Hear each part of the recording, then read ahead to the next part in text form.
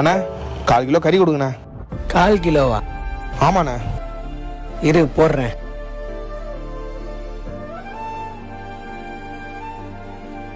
இந்தா புடி.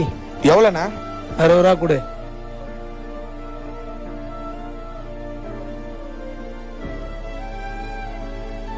தேங்க்ஸ்ண்ணா.